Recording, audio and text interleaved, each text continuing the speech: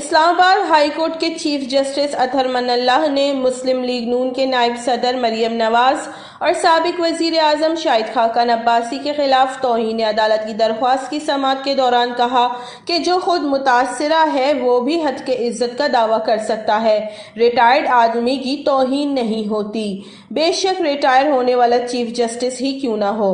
اسلام آباد high court نے عدلیہ کو اسکینڈلائز کرنے کے مبینہ الزام میں مسلم لیگ نون کے نائب صدر مریم نواز اور سابق وزیر اعظم شاہد خاقان عباسی کے خلاف توہین عدالت کی درخواست کے قابل سماعت ہونے پر فیصلہ محفوظ کر لیا۔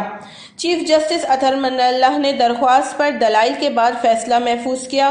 درخواست گزار کے وکیل نے کہا کہ ثاقب نثار کے خلاف جو باتیں پریس کانفرنس میں ہوئی ہیں وہ توہین عدالت ہے۔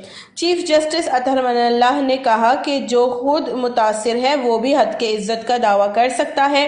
انہوں نے مزید کہا کہ پہلی بات یہ ہے کہ تنقید سے متعلق ججز اوپن مائنڈ ہوتے ہیں۔ چیف جسٹس اسلام آباد ہائی کورٹ اطہر من اللہ نے یہ بھی کہا کہ ججز بڑی اونچی پوزیشن پر ہوتے ہیں، انہیں تنقید کو ویلکم کرنا چاہیے۔ وش نیوز اسلام آباد۔